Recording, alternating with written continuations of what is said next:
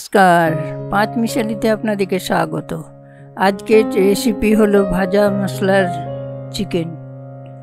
ভাজা মশলা দিয়ে চিকেন বানানোর জন্য কি কি লাগবে সেগুলো দেখাবো।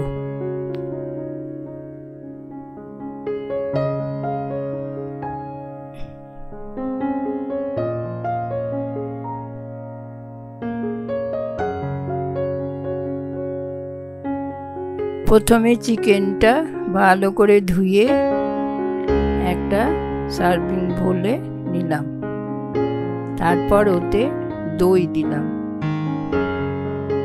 আর নুন দিয়ে এটা ম্যারিনেট করে ম্যারিনেট করে রাখতে হবে। আধ ঘন্টা 1 ঘন্টা মতো রাখতে পারলে ভালো হয়, এর সময় থাকে তাহলে ভালো, আর নালে অন্তত পক্ষে 30 মিনিট রাখতেই হবে। তারপরে কিছুটা ভাজা মশলার জন্য ধনে, জিরে, কিছুটা লঙ্কা, গোটা 4-5 দারচিনি, লবঙ্গ,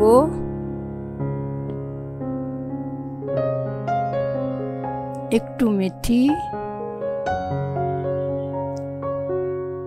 আর সবুজ ছোট এলাচ, বড় এলাচ,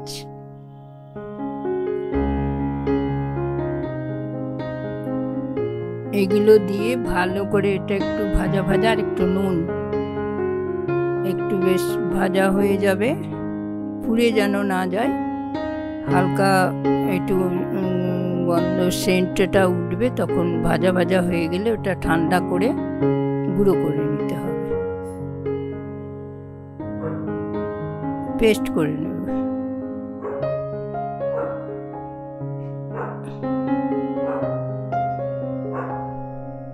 ঠান্ডা করে এটা গুঁড়ো করে নিতে হবে।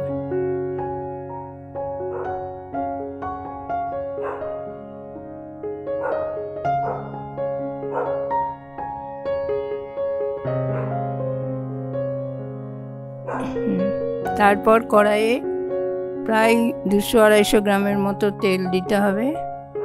তেলের উপরে কুচি পেঁয়াজটা প্রথমে লাল করে ভাজতে হবে।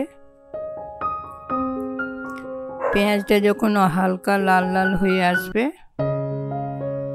2 তেজপাতা দিয়ে পেঁয়াজটা একটু লাল করে ভাজতে হবে।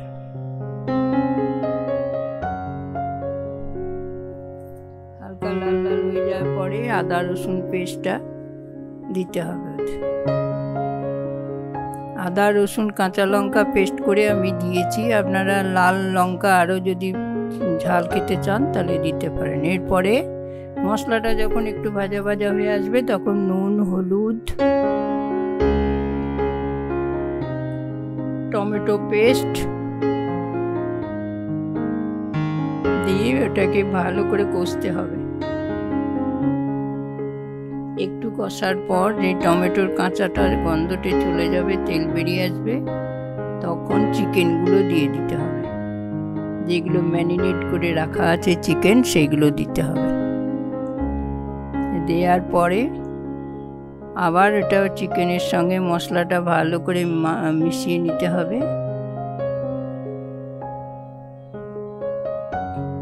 তারপরে যে মশলাটা ভাজা মশলা গুঁড়ো করেছিলাম, সেই মশলাটা 2 চামচের মতো দিয়ে দিতে হবে।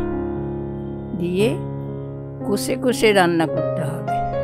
অল্প মিডিয়াম আঁচে আস্তে কষে ঘন্টাখানেকের মতো করে, যখন দেখবেন সেদ্ধ হয়ে এসেছে, ঢাকা দিয়ে সেদ্ধ করে কষে, জল লাগবে না, এতে জল পড়বে না। যদি মনে করেন যে খুব শুকনো হয়ে গেছে, তখন অল্প একটু জল দিতে পারেন। সেদ্ধ হয়ে গেলে এবার পরিবেশন করেছি। এই দেখুন। যদি আমার রেসিপিটা ভালো লাগে তাহলে আমার চ্যানেলটা সাবস্ক্রাইব করুন।